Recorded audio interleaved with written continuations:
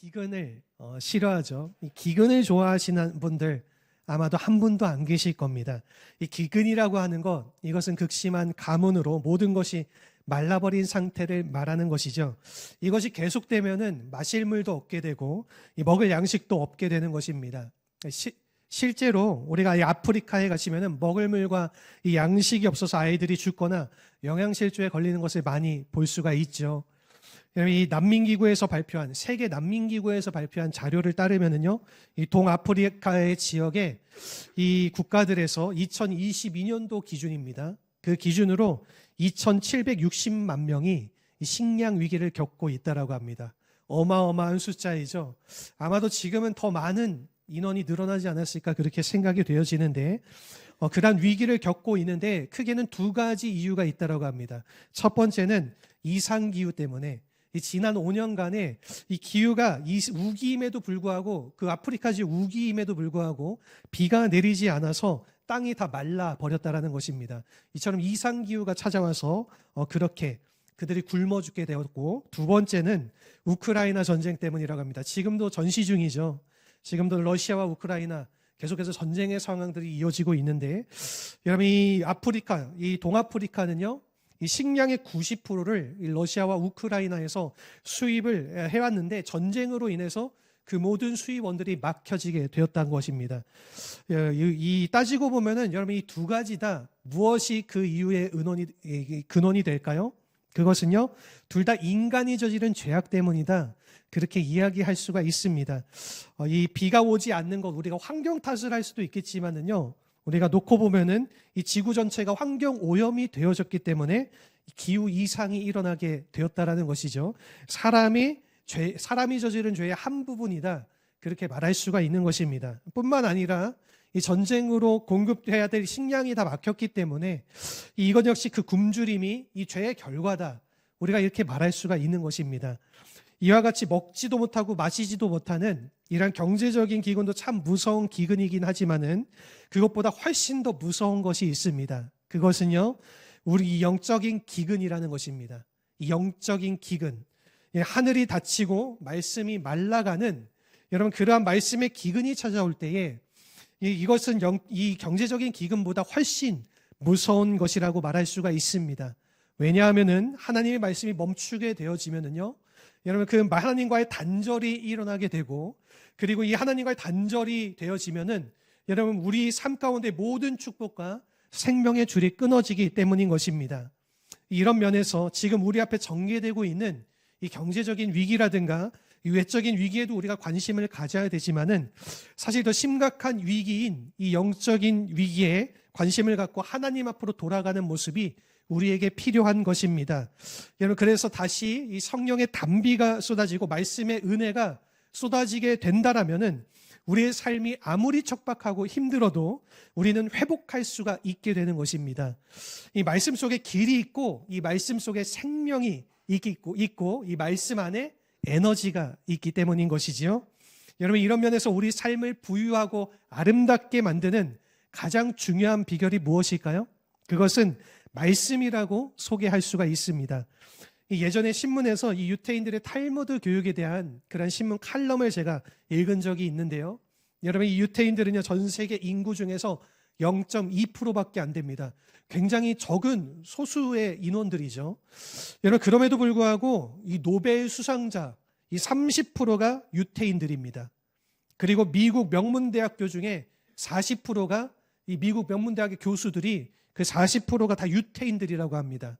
그리고 이 세계 500대 기업, 500대 기업의 경영진 중에 41.5%가 유태인들이라고 합니다. 굉장한 숫자가 아닙니까? 적은 숫자임에도 불구하고 사회 곳곳에 핵심적인 자리에 이 유태인들이 위치하고 있다는 것이죠. 여러분 그 이유가 무엇일까요? 물론 여러 가지 이유가 있겠지만은요, 한 가지 분명한 것은 그들의 IQ가 높아서가 아닙니다.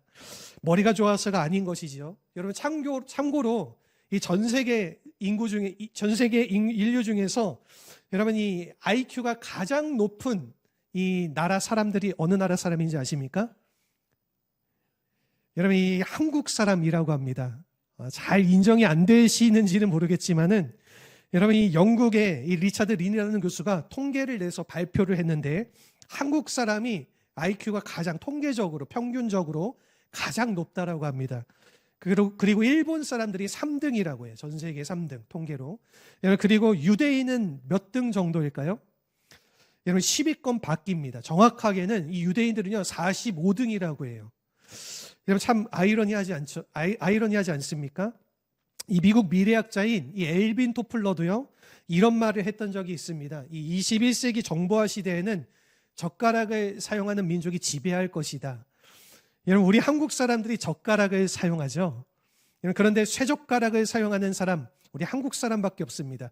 일본 사람도 젓가락 사용하고 중국인들도 젓가락을 사용하지만 대부분 그들은 나무 젓가락을 사용합니다. 그런데 쇠젓가락으로 콩을 집을 수 있는 사람들 우리 한국 사람이라는 것입니다. 그래서 우리가 이 정보화 시대 때에 다른 나라들보다 앞설 수 있는 것을 그렇다라고 소개를 했다라는 것입니다. 여러분 그렇다라면 이 유대인들의 성공의 비결은 무엇일까요? 그것은 IQ 때문이 아니죠. 이 조상들이 물려주었던 이 하나님의 말씀 때문에 그들이 성공할 수 있게 됐다라는 것입니다. 더 정확하게 말씀을 드리면은 이 탈무드 때문이라는 것입니다. 이것은요 사실 구약 성경 자체는 아닙니다. 조금 설명을 드리자면은요, 여러분 바벨론 포로기 이후에 이 본국으로 돌아온 유대인들 그들이 이 에스라를 중심으로 이 말씀 운동이 일어났는데 그래서 그 말씀 운동을 통해서 이 성경의 말씀을 재해석하는 것을 그 당시 미시나라고 불렀습니다. 그래서 이 미시나를 이 여기에 이어서 이 후대의 사람들이 실제적인 이 성경의 해석 내용들, 적용하는 내용들을 추가한 것을 이 게마라라고 부르는데 이 미시나와 게마라를 합친 것을 이 탈무드라고 부르는 것입니다. 여러분 이것이 주전 5세기부터 시작해서요. 그리고 주 5세기까지 약 1000여 년에 걸쳐서 이 지필이 되어졌던 굉장히 중요한 유대인의 지혜서다. 우리가 그렇게 말할 수가 있는 것입니다. 이 신문 칼럼 속에는요. 이 탈무드에 대해서 소개를 하면서 이 뉴욕에서 만난 유태인 변호사 한 분의 이야기가 소개가 되어져 있는데 그 변호사는요. 정말로 훌륭하고 존경받는 그러한 변호사였습니다. 그런데 이 자신이 그렇게 된 이유를요. 그 칼럼을 통해서 이렇게 말을 합니다.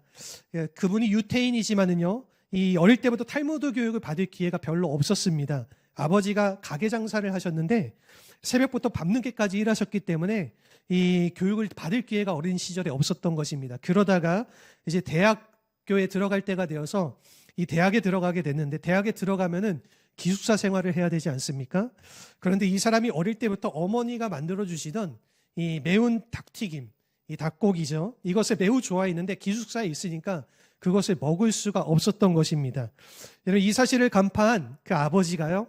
이 매주 수요일마다 닭튀김을 들고 이 아들의 기숙사로 찾아갔다라고 합니다. 여전히 바쁘긴 했지만은 이 수요일마다 이 닭튀김을 들고 먼 길을 가서 기숙사에 있는 아들을 만난 것입니다.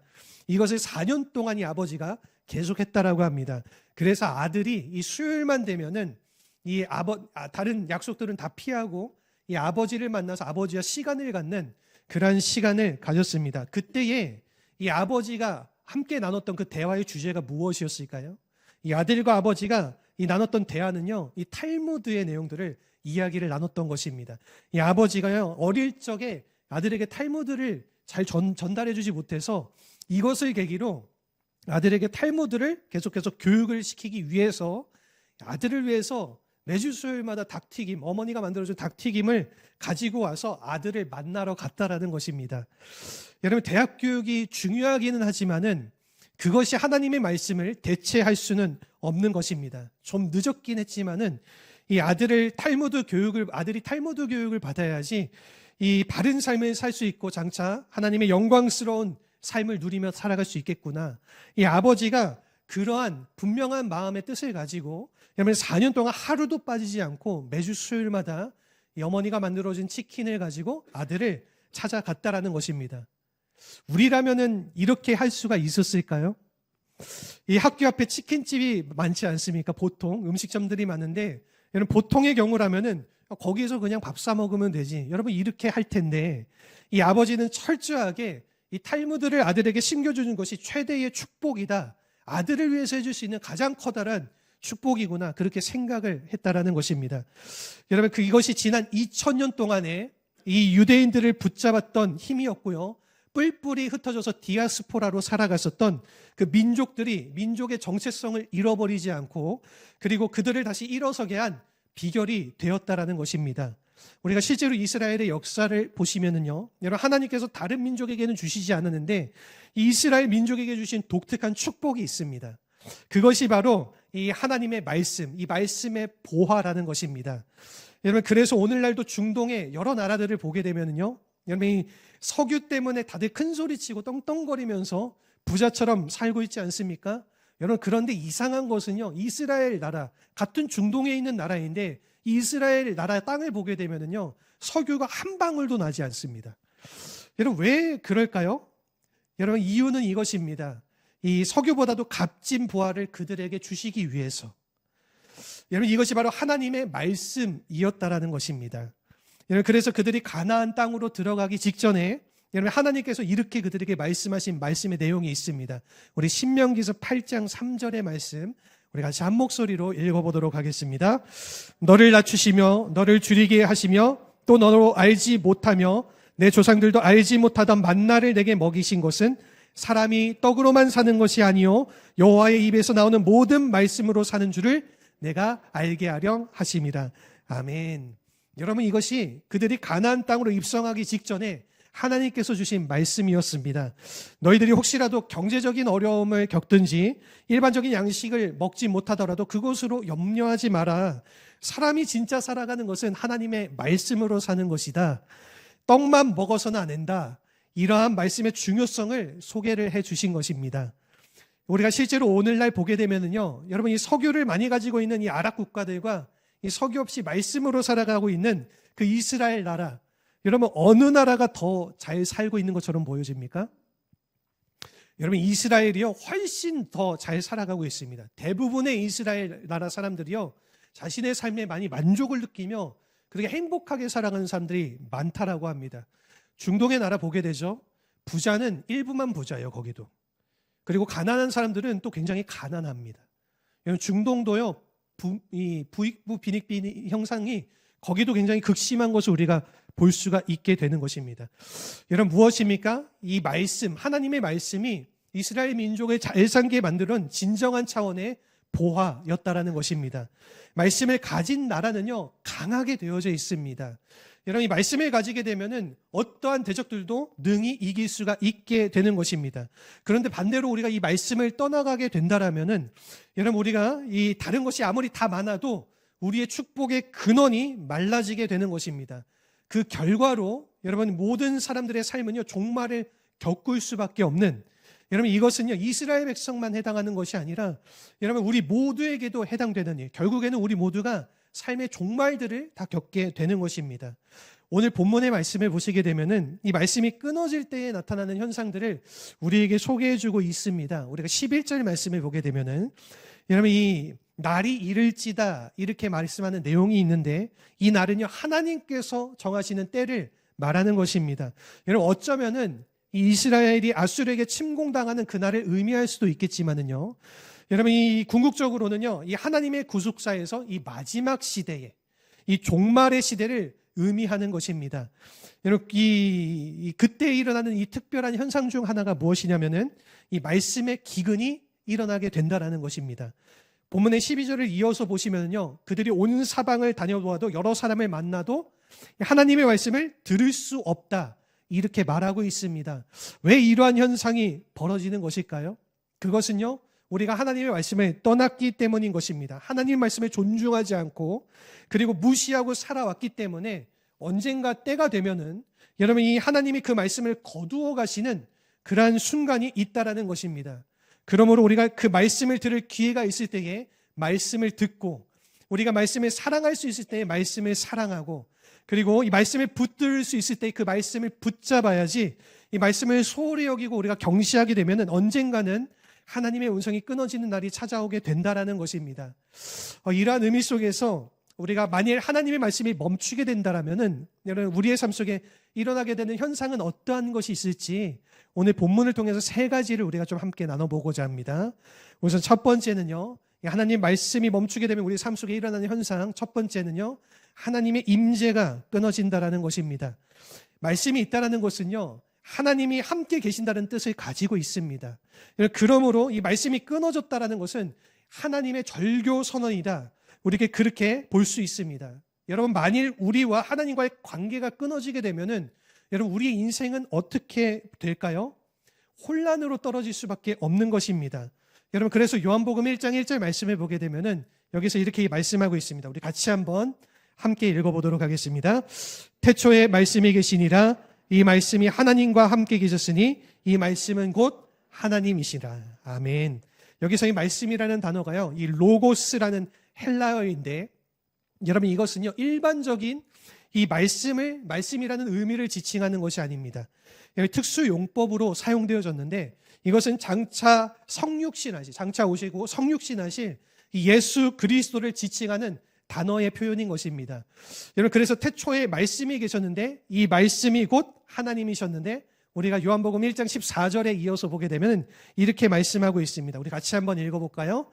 말씀이 육신이 되어 우리 가운데 거하심에 우리가 그의 영광을 보니 아버지의 독생자의 영광이요 은혜와 진리가 충만하더라. 아멘. 이 말씀이 육신이 되신 이유가 무엇입니까? 우리 가운데에 거하시기 위해서. 여러분, 이것을요, 이사야 선지자는요, 임마누엘이라 그렇게 불렀습니다. 우리가 마태복음 보시면은 예수 그리스도의 탄생, 임마누엘, 우리와 함께 하시기, 이 뜻이 무엇입니까? 우리와 함께 하신다라는 뜻이죠. 여러분, 근데 이 말씀이 육신이 되어서 우리와 함께 하신 사건, 바로 성탄 사건을 말하는 것이고, 이 성탄 사건이 의미하는 바는 하나님의 임재를 우리가 경험하게 되는 것, 그것을 우리에게 말하고 있는 것입니다. 여러분, 이런 면에서 우리가 이 하나님의 말씀이라고 하는 것은요, 단순한 스토리라든가 우리가 문자적으로 이해하는 것이 아니라 이 하나님 자신을 말하는 것이고, 이 말씀이 있다라고 하는 것은요, 하나님의 임재를 뜻한다라는 것입니다. 여러분, 그런데 만일의 경우 이 말씀이 떠나가게 된다라면은 우리는 모든 것을 상실할 수밖에 없게 된다라는 것입니다. 우리가 여로보암 2세 때에 이스라엘 백성들이 몰랐던 사실이 바로 여기에 있습니다. 여러분, 그들이 먹을 것이 많고요, 마실 것도 참으로 많이 있었고요, 그리고 그들이 거주하는 그 처소도요, 굉장히 화려한 그러한 삶을 살았던 적이요, 바로 이 여로보암 2세 왕이 다스렸던 그 시기였습니다. 여러분, 그러므로 그들의 마음속에 우리가 다 가졌는데 우리가 부족한 것이 무엇이냐는 것입니다. 우리가 필요한 것이 무엇이냐? 다른 것도 필요한 것 없다. 우리 많이 가졌지 않았냐? 여러분, 그러면서 마실 물, 양식, 거주할 좋은 처소들을 다 가졌는데, 여러분, 그들이 이와 같은 잘못된 판단으로 그 백성들이 굶주리는 이유, 그것은 아무리 그들이 잘 먹고 잘 마셔도 여러분, 하나님이 떠난 인생은요, 가난한 인생이고 망한 인생이라는 사실을요, 오늘 본문 속에서 우리에게 아모스 선지자가 지적을 해주고 있는 것입니다. 여러분, 오늘 우리가 살아가는 이 시대 속에서도 이와 동일한 위기가 감지가 되어지고 있죠. 이 동일한 현상들이 오늘 현실 속에서도 분명하게 나타나 있습니다. 우리나라가 잘 먹고 잘 살게 되지 않았습니까? 여러분, 그렇다 보니까 이 하나님에 대한 갈증이요, 예전과 같지 않은 모습을 우리가 많이 볼 수 있게 돼요. 많이 식어져 있습니다. 이건 식은 정도가 아니라, 여러분, 이 하나님에 대한 갈증이요, 아주 노골적으로 하나님을 떠나가는 현실들을 우리가 많이 볼 수 있게 되죠. 여러분, 물질적인 풍요의 속은 탓이다, 그렇게 생각할 수도 있지만은, 여러분, 이 물질적인 풍요가 우리를 잘 살게 하지 않는다라는 것입니다. 이 전 세계 통계 조사를 보면은요, 여러분, 참 안타깝게도 우리나라가 아직도 전 세계 자살률 1위를 달리고 있어요. 제가 앞서서 말씀드렸지만은 우리나라가 평균 IQ가 가장 높은 1위 국가이지 않습니까? 그런데 여러분, 그와 반면에 비참한 현실이 뭐냐면은 아직도 우리나라는요, 자살률 1위라는 것이에요. 잘 살게 됐는데 왜 사람들의 마음은 이렇게 아프고 황폐해져 갔을까요? 여러분, 그 근본 이유가 무엇이냐? 우리가 보게 되면은 생명의 근원이신 이 하나님의 임재를 자꾸만 우리가 떠나가고 있기 때문인 것입니다. 여러분, 그러므로 어떠한 위기보다 심각한 위기는요, 이 하나님이 떠나가는 것입니다. 이 하나님의 임재가 우리 곁을 떠나가게 되면은요, 우리에게 남는 것은 아무것도 없게 되어지는 것입니다. 이 수년 전에 이 한국을 방문했던 이 미국의 유명한 목사님이신 이 토미 텐이라고 하는 분이 계시는데요. 여러분, 이분이 하나님을 쫓는 자, 이 God's Chaser라는 그러한 단체를 미국 내에 세우고 그런 사역을 아주 훌륭하게 해오고 계시는데, 실제로 이분이 이 저서를 하나를 기록을 한 게 이 동일한 그 단체의 이름과 동일한 내용의 이 이름의 저서를 남기셨습니다. 그 저서를 이 한국에서 번역이 어떻게 번역이 되어져 있냐면은 이 당신을 갈망합니다, 이러한 책의 내용으로 번역이 되어져 있는데요. 이 책을 보게 되면 이분이 현대교회를 지적하면서 말하는 아주 재미있는 내용이 있습니다. 그것은요, 빵집에 빵이 없다는 것입니다. 무엇입니까? 배고픈 사람이 빵집에 가보면은 거기에 먹을 것이 있겠구나, 그러고 그 빵집에 찾아갔더니 정작 있어야 될 이 빵이 없다라는 것입니다. 빵 굽는 기계도 있고, 여러분, 이 오븐도 있고, 반죽기계, 테이블, 뭐 여러 가지 다, 뭐 이 숟가락, 포크 다 있지만은 정작 빵은 없는 교회, 그것이 오늘날의 현대교회다, 이렇게 이분이 지적을 했습니다. 참으로 기가 막힌 현실일 수가 없죠. 여러분, 무엇입니까? 교회가 다른 건 다 갖추고 있는데 시설도 갖추고, 오늘날 이 한국 교회들이 옛날하고는 다르게 이제는 큰 교회들도 많아지고 많은 시설도 갖추고 프로그램도 아주 다양해지고, 여러분, 그리고 뭐 이 찬양, 정말로 아름다운 찬양의 선율들이 교회들마다 흘러나오고 있죠. 여러분, 정말로 이 교회의 모습과 수준들이 많이 높아져 있는데, 여러분, 그런데 정말로 목말릴 때 필요한 이 심령을 마실 수 있는 생수가 없다라고 하면은, 여러분, 정작 굶주린 영혼들이 먹어야 될 말씀의 양식이 없다라고 하면은 이것을 우리가 한국교회로 부를 수가 있겠는가? 무엇보다도 예배 형식과 절차가 있어야 되는데, 진짜 있어야 될 이 하나님의 임재가 없다라면 어떻게 우리가 이것을 예배로 부를 수가 있겠는가? 이렇게 이분이 지적을 한 것입니다.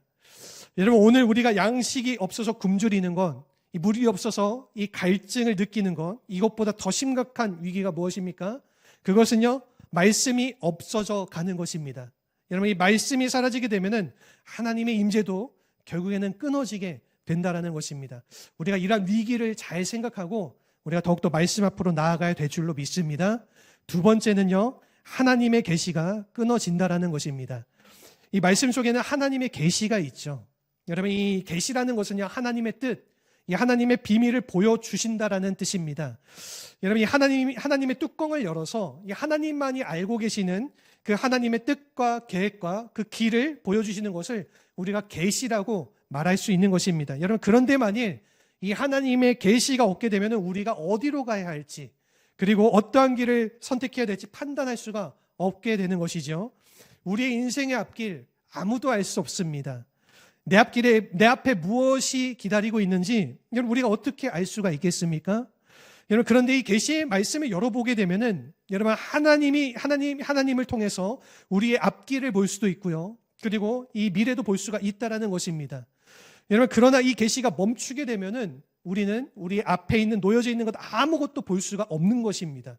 확인할 수 없고 캄캄한 밤과 같은 그런 인생길을 걸어가게 되는 것입니다. 여러분, 그래서 사무엘상 우리가 3장 1절을 보시게 되면은 이스라엘의 어두운 현실을 이렇게 표현하는 말씀의 내용을 볼 수 있습니다. 우리 같이 한번 읽어보도록 하겠습니다. 사무엘상 3장 1절의 말씀입니다. 아이 사무엘이 엘리 앞에서 여호와를 섬길 때에는 여호와의 말씀이 희귀하여 이상이 흔히 보이지 않았더라. 아멘. 여기서 이상이라고 하는 것은요, 이 비전 혹은 환상으로 번역할 수 있는데 무엇입니까? 이 말씀이 희귀해지니까 더 이상 그들이 비전을 볼 수가 없게 되는 것입니다. 여러분, 이 앞길이 보이지 않는 캄캄한 밤과 같은 그러한 현실이 되어졌다라는 것이죠. 이와 같은 상황이 오게 되면 어떻게 될까요? 우리는 혼란에 빠져서 갈팡질팡할 수밖에 없게 되는 것입니다. 오늘 본문에도 이와 비슷한 표현이 등장을 하는데 우리 13절의 말씀입니다. 같이 한번 읽어보도록 하겠습니다. 그날의 아름다운 처녀와 젊은 남자가 다 갈아여 쓰러지리라. 아멘. 여기서의 아름다운 처녀, 이 젊은 남자라고 하는 것, 이것은 인생의 전성기를 보내는 여러분 그러한 사람을 얘기하는 거죠. 젊고 아름다운 그런 청년들을 말하는 것입니다. 이 가장 큰 꿈을 가지고 달려가야 돼, 살아가야 될 그러한 세대인데 이들이 다 쓰러진다라는 것입니다. 무엇입니까? 이같이 청년 세대가 다 쓰러지게 되면은요, 여러분 다른 세대는 뭐 말할 필요도 없다라는 거죠. 여러분, 쓰러지게 된 근본 원인이 무엇인가 우리가 짚어보면은 말씀이 없기 때문에, 즉 그들이 더 이상 비전을 볼 수가 없기 때문에 쓰러진다라는 것입니다. 여러분, 우리가 아무리 앞길이 막히고 힘들어 보여도요, 여러분, 이 비전을 갖게 되면요, 누구든지 일어설 수가 있습니다. 우리가 하나님이 보여주시는 꿈과 비전, 이런 소망을 품게 되면요, 아무리 힘든 상황이 닥쳐올지라도 그 비전을 바라보면서 우리는 일어서게 되는 거예요. 회복할 수 있게 되는 겁니다. 하나님의 뜻을 향해서 달려갈 수가 있게 되는 것입니다. 살아갈 진정한 이유를 거기서 우리는 발견할 수가 있게 되는 것입니다. 여러분, 그런데 이 비전을 잃어버리게 되면은 청년이든 노년이든 상관하지 않고 넘어지고 다 쓰러지게 된다라는 것입니다. 우리가 정말로 진정한 의미에서 회복을 원한다라고 하면은 다시 하나님의 말씀 앞으로 돌아와야 될 줄로 믿습니다. 여러분, 이 말씀을 붙잡고 이 말씀 속에 담겨져 있는 그 하나님의 길을 우리가 발견하게 될 때에, 이 하나님의 꿈과 비전을 나의 꿈과 비전으로 삼기 시작할 때에, 여러분, 하나님께서 이 말씀이 나를 새롭게 만들어 주시는 것입니다. 여러분, 그러므로 아무리 어렵고 힘든 시대를 통과한다 할지라도 이 말씀을 가슴에 품고 살아가는 사람들은요, 절대로 포기하지 않습니다. 여러분, 이 말씀 속에 길이 있고 회복이 있다는 사실을 확신하고 있기 때문인 것입니다. 한 가지 재미있는 이야기가 있는데요. 오래전에 한국에 양주동 박사라는 분이 계십니다. 국문학으로 대단히 유명하신 분이신데, 여러분, 이분이 한국에서 공부하실 당시에 일본 유학을 해서 일본에서도 공부를 하셨던 분인데, 한국에서 다시 돌아와서 공부를 하실 당시에 이 한국의 미션 스쿨을 다니는 이 크리스천 여학생을 보고 반하게 되었습니다. 그래서 이분이 그 여학생에게 편지를 썼어요. 그 당시에는 SNS가 없었기 때문에 다 편지로 소통했기 때문에. 근데 이분이 글을 정말로 잘 쓰시는 분입니다. 국문학을 전공하셨으니 얼마나 글을 유려하게 잘 쓰시겠어요? 이 모든 문장을 다 동원해서 열심히 연애 편지를 수십 통을 써서 보냈는데 아무런 답장이 없는 겁니다. 나중에 알고 봤더니 이 여학생 기숙사에 있는 기숙사감이 그것을 다 편지를 검열한 것입니다. 연애 편지, 그 당시만 해도 연애 편지라고 하는 것은 이 불순물이었습니다. 다들 우리 어른들은 다들 잘 아시겠지만, 그래서 그것을 기숙사에서 다 검열하고 다 찢어서 버린 것이죠. 그때 이 양주동 박사님이 그 사실을 알고 한 가지 꾀를 냈습니다. 성경 말씀을 써서 보내기로 한 것입니다. 그래서 편지에요, 다른 말을 일체 쓰지 않고요, 이분이 이 성경 그 말씀만 딱 썼습니다. 요한일서 4장 7절, 그리고 로마서 12장 9절, 요한일서 4장 18절, 마가복음 10장 7절에서 9절, 딱 요 내용만 편지를 써서 보냈습니다. 이 기숙사 사감이 검열을 하는데 편지를 펴보니까 성경 9절밖에 없는 거예요. 이 성경의 말씀의 은혜를 나누려는가 보다. 그러고 이 편지를 통과시켰습니다. 그러나 여기에 양 박사님의 계시가 담겨져 있던 것을 전혀 몰랐던 거죠. 여러분, 그 안에는 아주 비밀스러운 이 계시가 담겨져 있었습니다. 이 여학생이 편지를 받아서 요한일서 4장 7절을 보니까 이러한 내용이 담겨져 있습니다. 사랑하는 자들아, 우리가 서로 사랑하자. 우리가 서로 사랑하자라는 거죠. 여러분, 로마서 12장 9절을 펴보니까 사랑에는 거짓이 없나니, 내 사랑이 진짜라는 것입니다. 요한일서 4장 18절 말씀은요, 사랑에는 두려움이 없고 온전한 사랑은 두려움을 쫓는다. 무엇입니까? 기숙사 사감을 두려워하지 말라라는 것입니다. 그리고 마지막으로 마가복음 10장 이 7절에서 9절 말씀의 내용입니다. 이러므로 사람이 그 부모를 떠나서 그 둘이 한 몸이 될지라, 이런즉 둘이 아니라 한 몸이니 그러므로 하나님이 짝지어 주신 것을 사람이 나누지 못할지니라. 여러분, 그래서 이분이요, 이 연애에 성공하게 됐다는 그러한 유명한 일화가 있습니다. 여러분, 무엇입니까? 말씀 속에 길이 있다라는 거죠. 여러분, 말씀이 길을 여는 줄로 믿습니다. 여러분, 아무리 다른 것이 막히고 꼬여 있어도요, 우리가 이 말씀을 통해서 접근하게 되면은 모든 길은 열려지게 되어 있다라는 것입니다. 여러분, 모든 길은 로마로 통한다라는 이야기 있지 않습니까? 우리가 이 기독교 신앙 안에서는요, 모든 길은 무엇으로 통할까요? 말씀으로 통하는 것. 하나님의 말씀으로 통하는 것입니다. 그 말씀이 무엇이기 때문에요? 하나님의 계시를 가진 말씀이기 때문에.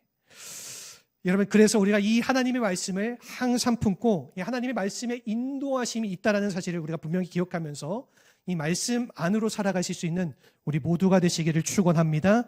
마지막으로 세 번째는요, 하나님의 보호가 끊어진다라는 것입니다. 말씀이 멈추게 되면은 하나님의 보호가 끊어지는 것. 여러분, 이것은 참 무서운 경고가 아닐 수가 없죠. 우리가 본문 14절을 보시면은요, 이 말씀의 단절과 함께 이스라엘에게 임할 이 심판에 대해서 이렇게 소개하고 있습니다. 우리 14절 말씀 함께 읽어보도록 하겠습니다. 사마리아의 죄된 우상을 두고 맹세하여 이르기를 다나 내 신들이 살아있음을 두고 맹세하노라 하거나 브엘세바가 위하는 것이 살아있음을 두고 맹세하노라 하는 사람은 엎드려지고 다시 일어나지 못하리라. 아멘. 여러분, 이 내용은요, 여로보암 1세 때, 2세가 아니라 여로보암 1세 왕 때 이스라엘을 처음 일궈가기 시작할 때죠. 이 일궈가기 시작할 때에 이 베델과 단과 브엘세바라는 지역에 이 금송아지 우상을 이 여로보암 1세가 안타깝게도 세웠습니다. 하나님의 재단을 무너뜨리고 거기다가 금송아지 우상을 세우는 이러한 만악한 짓을 행했던 것이죠. 그리고 이 우상을 향하여서 이 맹세를 하고 우상 앞에 헌신하게 되면은 우리가 이 우상이 우리 나라를 지키고 우리 미래를 지킨다. 여로보암 1세 때에 그렇게 이스라엘 백성들을 가르쳤다라는 것입니다. 여러분, 그래서 많은 이스라엘 백성들이요, 이 우상을 두고 맹세를 한 것입니다. 무엇입니까? 우상 앞에 놓고요, 기도한 거예요. 이 우상이 우리를 지켜주고 보호해 줄 거야. 여러분, 그런데 이 우상들이 과연 이스라엘 백성들을 지켜주고 보호해 줬을까요? 결코 그럴 수 없죠. 여러분, 우상은 그냥 나무 쪼가리인 것입니다. 거기에는요, 아무런 능력도 없고 아무런 힘도 없는 것이죠. 여러분, 그렇기 때문에 그 이스라엘 백성들을 어떻게 지켜줄 수가 있겠습니까? 여러분, 이 우상들은 이와 같이 지켜줄 수 없는 그 우상을 섬기니까 결과적으로 여러분, 이스라엘 백성들은 어떻게 됩니까? 그들이 다 망하게 되어지고 다 넘어지게 되고 너희들이 다 엎드려지고 일어서지 못하게 되리라. 아모스 선지자가 오늘 14절의 말씀을 통해서 그렇게 말씀을 하고 있는 것입니다. 여기에 이스라엘 백성들이 가지고 있었던 이 가장 큰 근본적인 문제가 있다라는 것입니다. 이스라엘 되게 한 근본 원인자가 누구십니까? 하나님이신데, 여러분, 그 하나님을 떠나가니까, 하나님 자체가 떠나가게 되니까 더 이상 그 이스라엘 민족 가운데에 하나님의 보호의 손길이 그들을 지켜낼 수가 없게 되었다라는 것입니다. 우리가 이 말씀을 품고 살면은 여러분이 하나님께서 우리의 보호자가 되어 주시는 줄로 믿습니다. 여러분, 어딜 가든지 주님의 말씀이 우리를 지켜주시는 것입니다.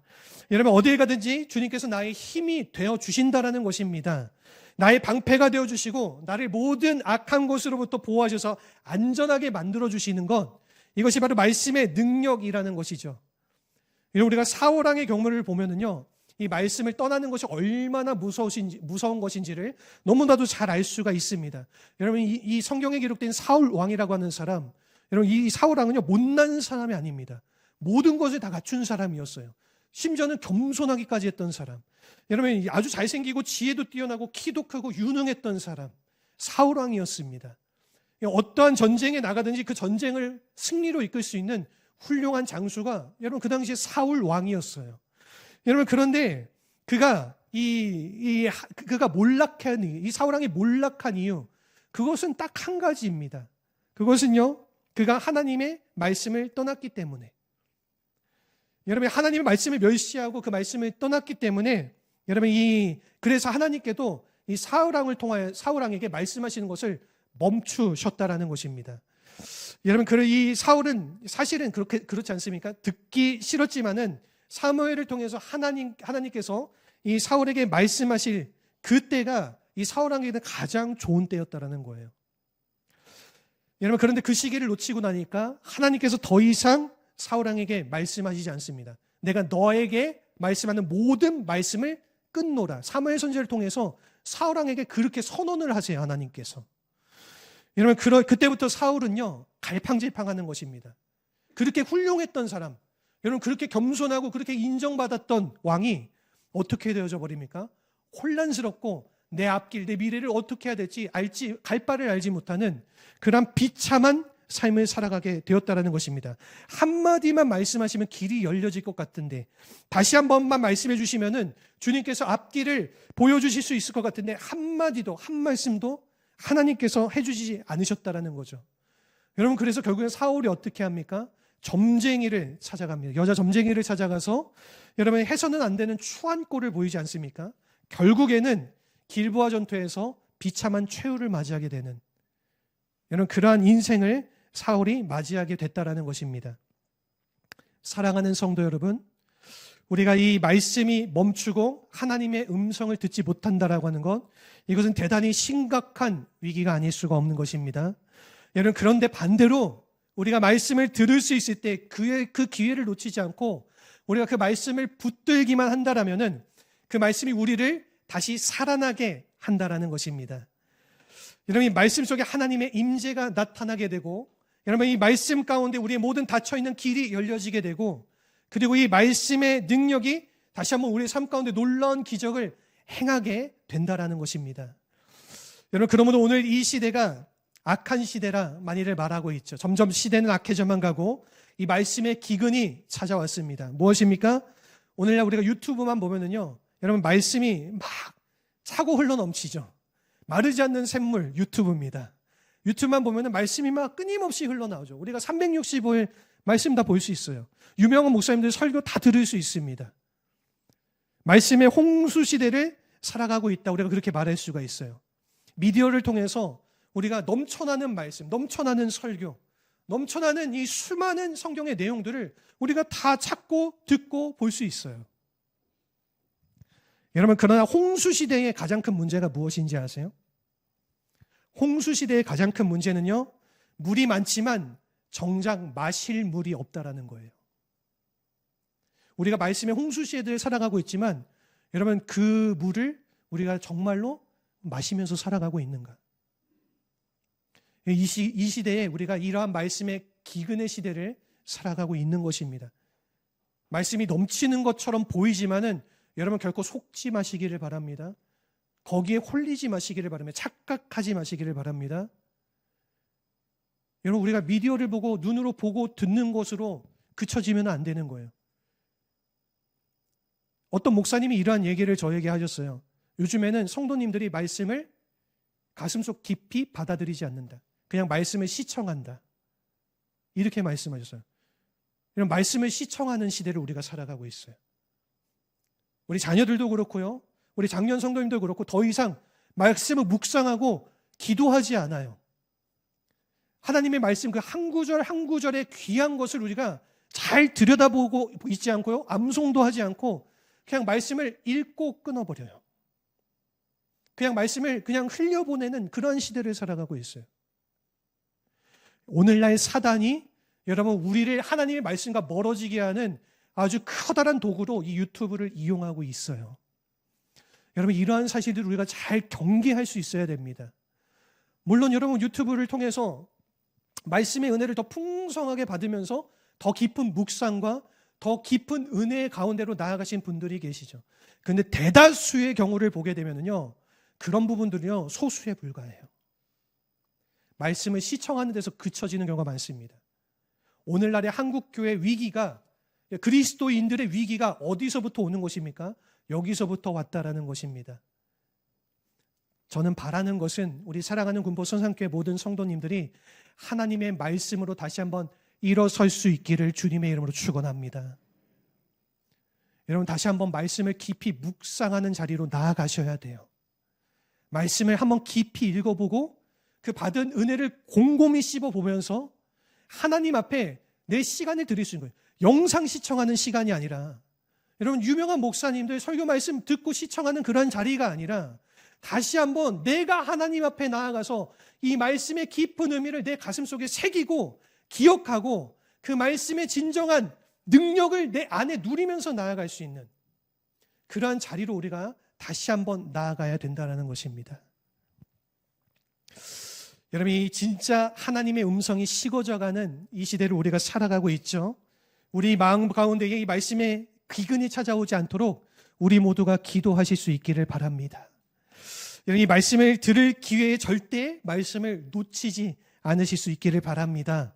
여러분, 세상 그 어떠한 것보다 이 하나님의 말씀을 삼하고 이 말씀을 가슴에 심고 이 말씀을 품고 살아가셔서 이 말씀 안에서 승리하시는 우리 사랑하는 모든 군포선산교회 성도님들이 되시기를 주님의 이름으로 축원합니다.